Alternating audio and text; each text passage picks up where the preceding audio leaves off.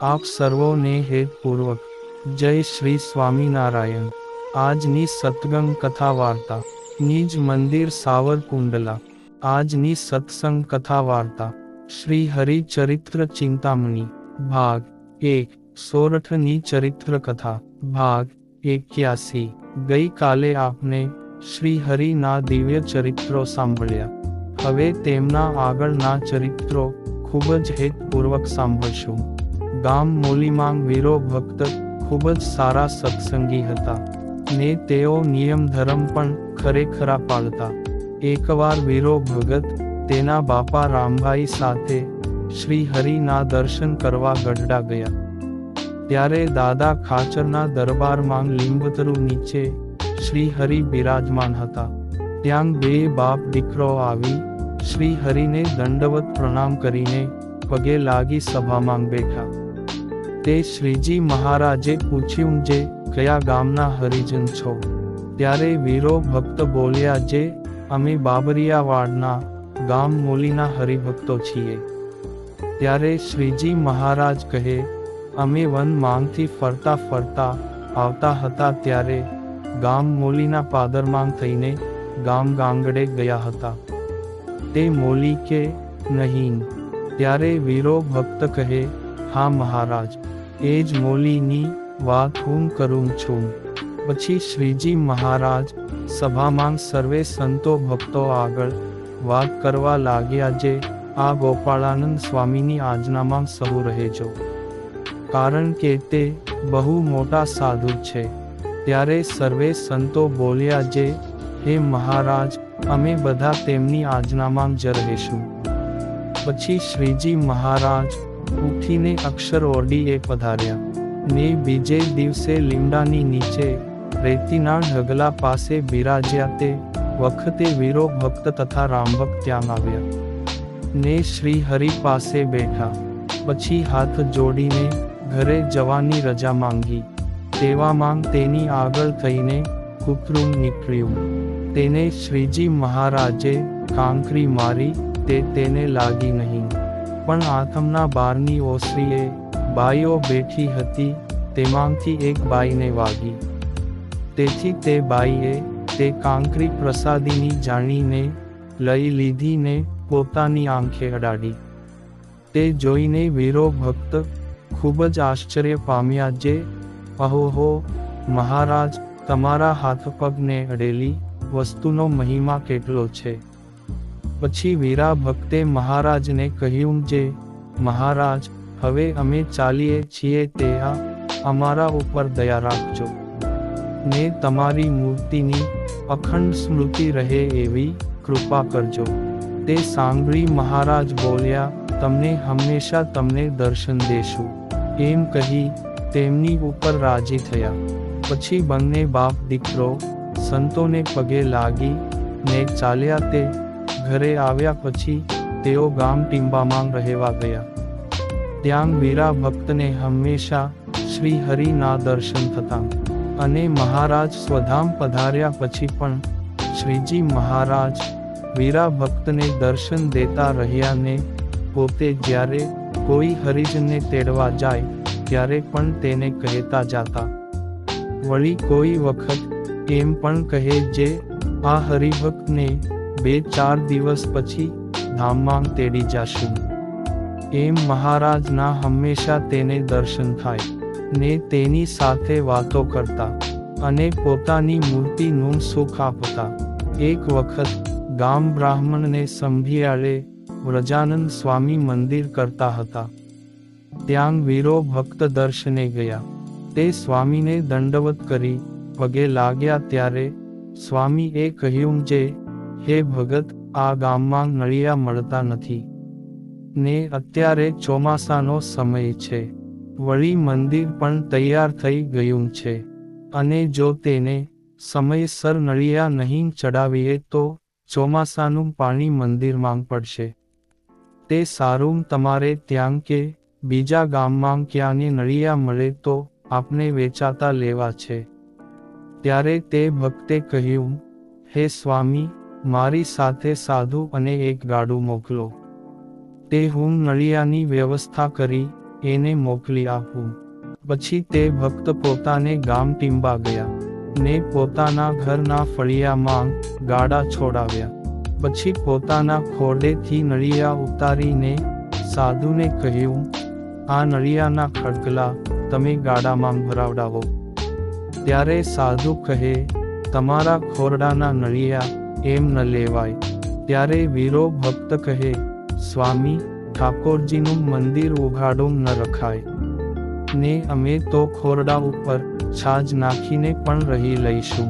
પછી નળિયા ગાડામાં ભરાવી ગાડા સંભિયાળા આવ્યા અને તે જોઈ સ્વામી પણ ખૂબ રાજી થયા ને તે હરિભક્તોના વખાણ કર્યા. એ ઘર માથેથી નળિયા ઉતારી દે તેવા તો હરિજન થોડા જ હોય. એક વખત વીરા ભક્તને ગામના હરિભક્તોએ પૂછ્યું, જે તમને મહારાજ દર્શન દે છે તો તમે શું પુણ્ય કર્યા હશે? પછી તે જ રાત્રે શ્રીજી મહારાજના દર્શન થયા. ત્યારે વીરા ભક્તે પૂછ્યું, જે હે મહારાજ, મને હરિભક્તો આવો સવાલ કરે છે. ત્યારે શ્રીજી મહારાજ બોલ્યા, અમે એકવાર ગઢડાથી વડતાલ જતા હતા. તે રસ્તામાં નહાવા સારું માણકી એથી ઉતર્યા ત્યારે અમારી મોજડીની ઠોકર એક ખડના કુંડામાં લાગી, તેથી તે ઉખડી ગયું. અમને તેના ઉપર દયા ઉદ્ભવી ને તમે તે જ ખડનું કુંડું છો એમ કહીને શ્રી હરિ અંતર્ધાન થઈ ગયા. પછી તે વાત વીરા ભક્તે બધા હરિજનોને કહી. ત્યારે તે સાંભળીને સૌ રાજી થયા ને બોલ્યા, જે શ્રી હરિની કૃપાનો પાર નથી, માટે આપને પણ કેવા અને ક્યાંના જીવ હશું તે તો આપને જાણતા નથી. પરંતુ શ્રી હરિએ કૃપા કરીને સંતો દ્વારા પોતાની ઓળખાણ કરાવી તે આપને આજે સારા સત્સંગી થયા છીએ. ગામ વાવેરામાં મૂળજી બોરીચા કરીને હરિભક્ત હતા. તેમને ઘેર કૃપાનંદ સ્વામી સંત મંડળ સાથે પધાર્યા ને ત્યાં ઉતારો કરી રહ્યા. તે ગામમાં કાળુ વાવડીયો અને તેમના કાકાનો દીકરો વાઘોભાઈ, તેને સાધુનો ગુણ આવેલો હતો. તે ઘણીવાર મૂળજી ભક્ત આગળ તેમની વાતો કરે, જે સ્વામિનારાયણના સાધુ તો કેવા સારા છે, માટે તમારે ત્યાં કોઈ સાધુ આવે ત્યારે મને ખબર કરજો, તે હું સત્સંગ કરવા આવીશ.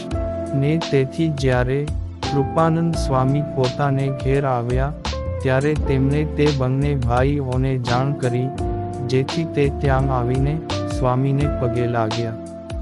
પછી સ્વામીએ ઘણી જ્ઞાન વાર્તા કરી. તે ખૂબ જ હેતથી સાંભળી અને અંતરમાં શાંતિ થઈ ગઈ. પછી બંને જાણે સ્વામી પાસે વર્તમાન લઈ કંઠી પહેરીને સત્સંગી થયા. પછી ઘેર જવા માટે સ્વામી પાસે રજા માગી. ત્યારે સ્વામી કહે, તમને ઉપાધિ થશે. ત્યારે તે બે બોલ્યા, જે સ્વામી, હવે તો કંઠી શીર સાટે છે, તે જેટલી ઉપાધિ આવવી હોય તેટલી આવે, એમ કહી પોતે ઘેર ગયા.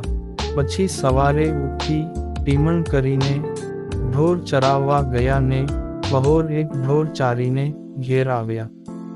તે વખતે તેના ભાઈ લોમાએ ડોકમાં કંઠી ભાળી અને કહ્યું, એલા કાળુ, આ તે શું કર્યું? તે સ્વામીની કંઠી બાંધી, આ તો ગજબ કર્યો. કારણ કે સ્વામિનારાયણ તો જાદુગરા છે ને તેમને તો બાબરો ભૂતવશ કર્યો છે ને તે જેની સામું જોવે કે તેની પ્રસાદી ખાય એ બધા ગાંડા થઈ જાય છે, માટે આ કંઠી કાઢી નાખો. ત્યારે કાળુભાઈ બોલ્યા, મોટા ભાઈ, એ કંઠી તો હવે નહીં નીકળે. વળી આ કંઠી અમે કાઢવા સારું નથી પહેરી. પછી તેના ભાઈએ એક બ્રાહ્મણ મોકલીને પોતાની ત્રણેય બહેનોને તેડાવી. તે બીજે દિવસે ત્યાં આવી ને તેમને કહ્યું કે તમે કાળુને સ્વામીની કંઠી કાઢી નાખવા માટે કહો, અને જો તે કંઠી ન કાઢે તો આપને લાંઘણ કરવી. પછી ચારેય મળીને કાળુભાઈ પાસે આવ્યા અને કંઠી કાઢવા માટે કહ્યું, પણ કાળુભાઈએ ના પાડી. ત્યારે ત્રણેય બહેનો અને લોમોભાઈ આખો દિવસ ભૂખ્યા રહ્યા. તેથી રાત્રે ગામમાંથી સારા અને વ્યવહારિક માણસો આવ્યા, ને લોમાને સમજાવ્યો જે તમે શા માટે ભૂખે મરો છો, ને એને મૂંઝવશો તો એ ગઢડે જતો રહેશે, ત્યારે તમે શું કરશો? પછી બધાએ મળીને વાળું કર્યું, ને ઉપાધિ કરતા બંધ થઈ ગયા. પછી કાળુ ભગત સમૈયા ઉપર ગઢપુર ગયા. તે શ્રી હરિને દંડવત કરીને પગે લાગ્યા. ત્યાં તો તેમને સમાધિ થઈ ગઈ, અને તેમાં તેમને અક્ષરધામ જોયું. વળી ત્યાં શ્રી હરિની મૂર્તિ અને મુક્તોનું સુખ જોઈ ખૂબ જ પ્રભાવિત થયા. પછી સમાધિ માંથી જાગ્યા ત્યારે કાળુ ભગતને શ્રી હરિનો પાકો નિશ્ચય થયો. પછી 5 દિવસ રોકાઈને ઘેર ગયા. પછી પોતાના ત્રણેય બહેનોને વાત કરી, ત્યારે તેમણે પણ સત્સંગ સ્વીકાર્યો. પછી તે સહુ વાવેરા ગામનો ત્યાગ કરીને 12 પટોળીમાં રહેવા ગયા, ને ત્યાં પોતાના ભાણેજ ખીમા વાઘને પણ સત્સંગ કરાવ્યો, તથા તેમના કુટુંબીઓને પણ સત્સંગ કરાવ્યો હતો. પછી એક વખત તે સૌને સાથે લઈ ગઢડે ગયા ને ત્યાં શ્રી હરિ તથા સંતોના દર્શન કરાવ્યા. ત્યારે તેનાથી પ્રભાવિત થઈ તેઓને પણ ભગવાનપણાની પ્રતીતિ થઈને શ્રી હરિનો પાકો નિશ્ચય થયો. પછી ઘેર આવીને કાળુ વાવડિયાએ નિયમ રાખ્યો જે દાતણ કરીને હંમેશા એક રાળનું દાન બ્રાહ્મણને કરવું, ને સુપાત્ર બ્રાહ્મણ તુરંતમાં ન મળે. તેથી સવારે હંમેશા એક રાળ કાઢીને અલગ રાખતા, ને પછી જ્યારે ગઢડા જાય ત્યારે શ્રી હરિ તથા સંતોને જમાડતા. એમ કરતા એક વખત ઘરે જતા રસ્તામાં ગામ માલપરાની નદી આવી. ત્યાં કેડેથી વાંસળી છોડીને એક કોર મૂકી પોતે દિશાએ જવા ગયા, ને પછી નાહીને વેટ બાંધીને ચાલી નીકળ્યા. તે રાળ ભરેલી વાંસળી ત્યાં ને ત્યાં જ પડી રહી. તે ગઢડે પહોંચીને ઘેલામાં સ્નાન કરવા વસ્ત્રો ઉતાર્યા ત્યારે ખબર પડી કે રાળની વાંસળી તો માલ પરે જ પડી રહી. પણ તેની વાત તેણે કોઈને કરી નહીં, ને મનમાં રાખી. પછી સૌ નાહીને પૂજા કરી ટીમણ કર્યા, ને કીર્તન બોલતા બોલતા ગામમાં થઈને આવતા હતા. ત્યારે શ્રીજી મહારાજ કીર્તન સાંભળીને બોલ્યા જે આ તો કાળુ વાવડિયાનો સંઘ આવે છે, માટે હવે અમે પોડશું નહીં. એમ કહીને ચાલ્યા. તે ઉગમના 12 ઓરડાની ઓસરીએ ઢોલિયા ઉપર બિરાજમાન થયા. જ્યારે કાળુ ભગત કીર્તન બોલતા બોલતા ત્યાં આવ્યા ત્યારે શ્રીજી મહારાજે કહ્યું, તમે હમણાં બેસો, ને બીજા 2 કીર્તન બોલો, એટલે 4 પૂરા કર્યા પછી બેસજો. ત્યારે કાળુભાઈ 2 પદ બોલ્યા હતા, ને પછીના 2 પદ પણ બોલ્યા. આમ 4 પદ પૂરા કર્યા પછી શ્રી હરિને દંડવત કરીને પગે લાગ્યા, ને બેઠા. પછી શ્રીજી મહારાજે તેમના ખબર અંતર પૂછ્યા જે તમે સૌ સુખી તો છો ને? ત્યારે ભક્તોએ કહ્યું, હા મહારાજ, તમારી કૃપાથી અમને કાંઈ વાંધો નથી, અને બધી રીતે સુખિયા થયા છીએ. તે મહારાજ કહે કે તમે આમ ધીમા ધીમા બોલો છો, તે કાંઈ મનમાં ઉદ્વેગ છે. ત્યારે કાળુભાઈ બોલ્યા, હે મહારાજ, અમે ગઢડા આવતા હતા ત્યારે રસ્તામાં માલપરા સીતાપરી નદીએ નાહવા રોકાયા. પછી નાહીને વસ્ત્રો પહેર્યા. તે 100 રાળ ભરેલી વાંસળી ત્યાં જ પડી રહી છે. તે વિચારું છું કે તમને તથા સંતોને શું જમાડીશ. ત્યારે શ્રી હરિ બોલ્યા કે તમારી વાંસળી તો ત્યાં ને ત્યાં જ પડી છે. તેની ઉપર ભેંસે પોદળો કર્યો તે કોઈની નજરમાં આવી નથી. પછી ત્યાંથી એક ઘોડે સવાર સાથે કાળુભાઈ ત્યાં ગયા ને શ્રી હરિએ કહ્યું હતું તેમ રાળ ભરેલી વાંસળી ત્યાં જ પડી હતી. તે લઈને પાછા ગઢડા આવ્યા ને શ્રી હરિના પગમાં રાળનો ઢગલો કર્યો. ત્યારે શ્રી હરિ કહે, આટલા બધા રૂપિયા કેમ મૂક્યા? ત્યારે ભક્ત કહે, મહારાજ, મેં સત્સંગ કર્યો ત્યારથી નિયમ રાખ્યો છે જે સવારમાં દાતણ કરી નાહ્યા પછી એક રાળનું દાન કરવું. તે 6 મહિનાના ભેગા કરીને લાવ્યો છું. તે તેની સાધુને રસોઈ દેવી છે અને આપને પણ જમાડવા છે.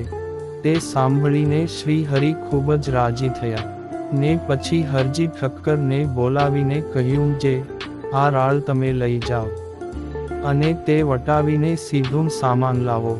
પછી હરજી ઠક્કરે તેમ કર્યું ને સંતોએ રસોઈ બનાવી. પછી બ્રહ્મચારીએ શ્રી હરિને થાળ પીરસ્યો. એ શ્રી હરિ જમ્યા ને પછી થાળની પ્રસાદી કાળુભાઈને આપીને સાથે આવેલા હરિજનોને પણ પંક્તિમાં પીરસીને ખૂબ જમાડી તૃપ્ત કર્યા. પછી વળતે દિવસે સૌ શ્રી હરિની રજા લઈ પોતાને ગામ ગયા. વળી પાછા એકવાર કાળો ભગત ગઢપુર શ્રી હરિને દર્શને આવ્યા ને તેમને પોતાના નિયમ મુજબ રાળ શ્રી હરિને અર્પણ કરી. ત્યારે શ્રી હરિએ કહ્યું કે આ રાળ આપને ગોપીનાથજી મહારાજના ઘરેણા માટે રાખીએ. ત્યારે કાળુભાઈ બોલ્યા, હે પ્રભુ, આ રાળ તો તમે સંતોની રસોઈમાં વાપરો ને ગોપીનાથજી મહારાજના ઘરેણા કરવા હશે તો હું આપને તેના માટે અલગ સોનું આપીશ. તે આપ સુખેથી ઘરેણા બનાવજો. ને પછી વળતે દિવસે ત્યાંથી ચાલ્યા તે ઉના ગણેશ શેઠ પાસે ગયા ને ત્યાંથી 800 રાળનું 16 વલું સોનું લીધું. ત્યારે શેઠે તેમને પૂછ્યું કે આટલા બધા સોનાને તમે શું કરશો?